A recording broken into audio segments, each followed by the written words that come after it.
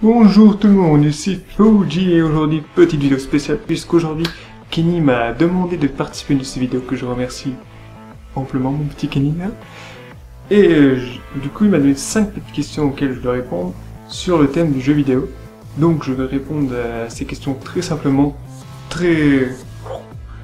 Donc j'avais préparé un bloc-notes pour répondre aux questions mais fuck. Vous savez très bien que moi je n'aime pas préparer les vidéos, c'est pas mon genre, j'aime bien improviser, donc on va improviser comme je fais toujours. Et direction les 5 questions, mais avant, je tiens à dire que tout ce qui sera dit dans cette vidéo me concerne seulement mon point de vue à moi et non à quelqu'un d'autre. Ok? Donc allez, c'est parti. Question numéro 1.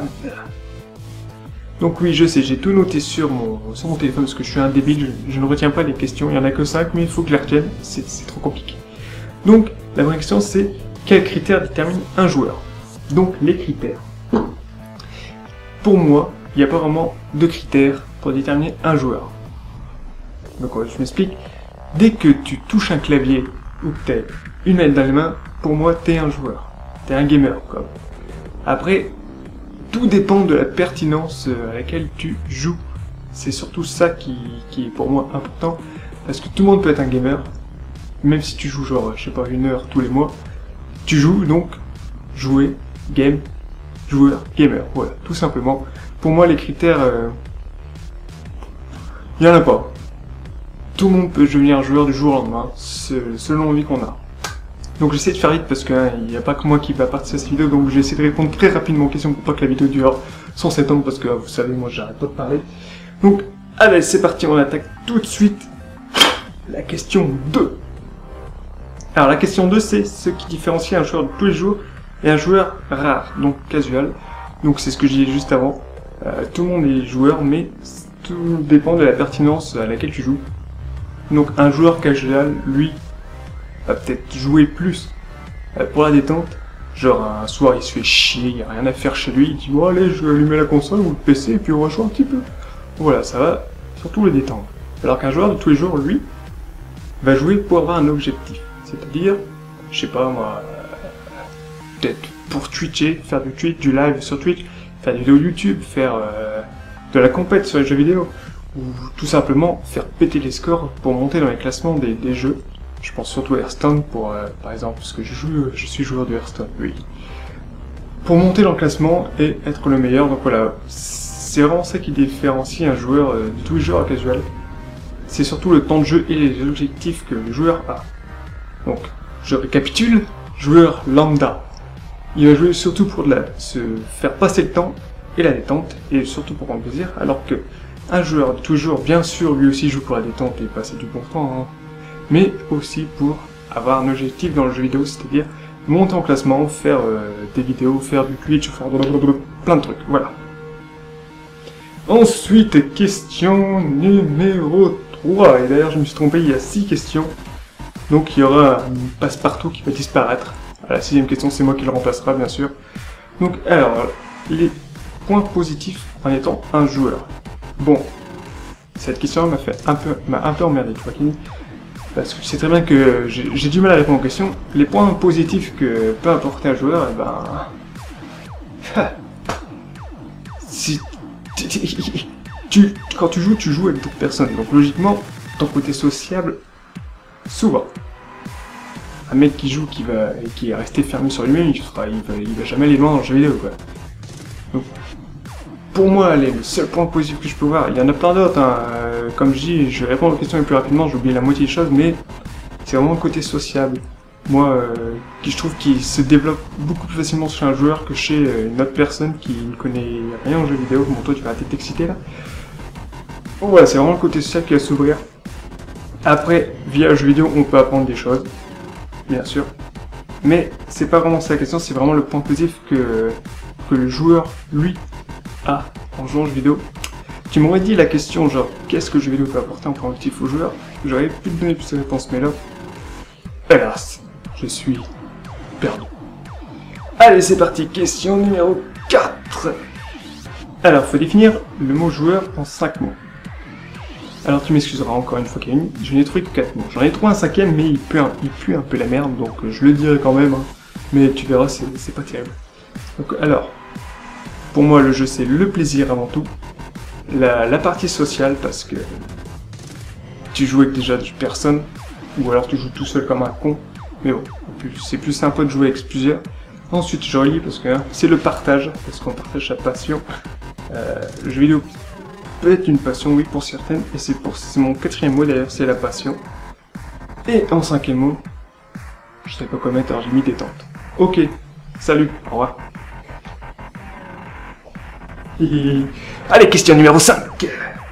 Alors, la question numéro 5, c'est pour toi la définition que tu entends tous les jours sur les joueurs est-elle bonne ou négative pour l'image réelle? Alors là, encore une fois, faut pas généraliser. Chaque personne a sa vision et sa définition du mot joueur. Alors, petit apostrophe, je parle surtout aux personnes vieux ou aux personnes qui connaissent aucun les termes. Ne pas confondre gamer et geek, ok?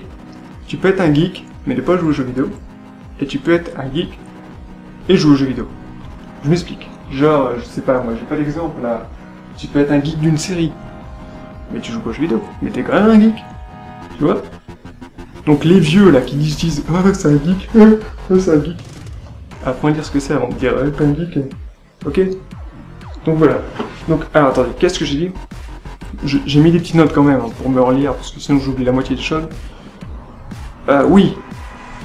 Pendant un moment, tout le monde se faisait l'image du jeu vidéo, le mec, le gros là, le gros porc qui est assis dans son canapé en train de boire du soda, bouffer de la pizza et passer ses longues journées sur les jeux vidéo. C'est faux ça. C'est faux. Bon, il y en a, il doit en avoir bien sûr, il faut tout pour faire un monde, mais non, les jeux vidéo, les gamers sont pas comme ça. D'ailleurs, comme vous pouvez voir, l'expansion du jeu vidéo dans le monde, avec l'apparition du e-sport, il n'y a pas si longtemps que ça, maintenant, carrément, on passe des compétitions de LoL, de Hearthstone, de, je sais pas, de Call of Duty, je sais plus, à la télé. Donc, voilà, le jeu vidéo maintenant, c'est plus ce que c'était il y a 10 ans. Et puis après, bah, il y a aussi les gens qui disent « Ah, le jeu vidéo, c'est vraiment violent. Vous savez, tu joues à GTA, tu tues un mec, tu crois que tu as tué... ton fils, il joue à GTA, il croit que sa mère, elle croit qu'il va sortir, il va sortir un gun. Eh, les moments relous, là, laissez-les jouer. Justement, ça les défoule. Ça les défoule de jouer, tu vois. Bon, bref, voilà. Ensuite, on attaque la dernière question, déjà. J'aurais été vite. Allez, question numéro 6. Et la question numéro 6, c'est « Parle de toi, de comment tu te vois un joueur et donc de quel type de joueur tu es. » Alors, c'est peut-être la question qui va prendre le plus de temps. Les personnes qui me connaissent savent très bien que le jeu vidéo est une de mes passions, mais ce n'est pas ma première passion. Pour moi, la première passion, c'est le cosplay. Donc, ok, donc pendant un moment, je sais pas, on va dire il y a 5 ans, j'étais un joueur de tous les jours parce que je jouais à mort à Call of Duty, oui. Le kikou. D'ailleurs, tout est mes Call of Duty sont là.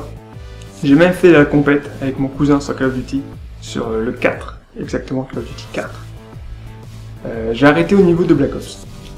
Moi, je suis resté vraiment que sur le Call of Duty 4. J'ai fait ensuite, j'ai geeké mais comme un porc Dofus. Oui, le MMORPG. D'ailleurs, de temps en temps, quand ça me prend, je me reconnecte juste pour discuter parce que grâce à ce jeu, même si certains trouvent ce jeu noob pour les petits, j'ai fait de superbes rencontres, que d'ailleurs j'ai encore contact aujourd'hui, donc vous allez voir que ce que apporte le jeu vidéo. Mais maintenant, depuis le temps que je suis en couple, que j'ai un travail, que je vis chez moi quoi, ma maison, j'ai beaucoup moins de temps pour jouer et je passe plus de temps sur mes cosplays que sur le jeu vidéo, donc maintenant, je me considère plus comme un joueur lambda, casual quoi, qui joue de temps en temps pour se distraire. Et surtout pour jouer avec les amis. Donc toi mon petit Kenny, tu sais très bien que j'adore jouer avec toi. Mais souvent le soir, tu vois, quand tu rentres de ta journée, tu t'affales, tu prends une bière, tu allumes la console et t'es pédard. Voilà. Voilà pour moi ce que c'est et le jeu vidéo aujourd'hui. Je regarde très rarement les sports. J'ai suivi un peu la compète, les Worlds de Hearthstone à la BlizzCon, mais c'est tout. Tout ce qui est League of Legends et tout, je lis pas. Je suis pas. J'y joue bien sûr. J'y joue beaucoup même. Mais voilà. Donc voilà, donc pour moi, je suis un joueur lambda, casual. Voilà, j'ai répondu à tes questions. Donc, la petite vidéo, voilà, va s'arrêter ici. J'espère que mes réponses à tes questions ont été assez claires pour toi et que j'ai pas répondu à côté de la plaque parce que, comme je t'ai déjà dit, c'est pas mon genre de vidéo de faire ça. Je fais souvent des hors-sujets. Donc voilà. Donc, encore merci de pouvoir me faire participer à ta vidéo. Puis là, je vous dis à la prochaine. Allez, salut, salut, salut.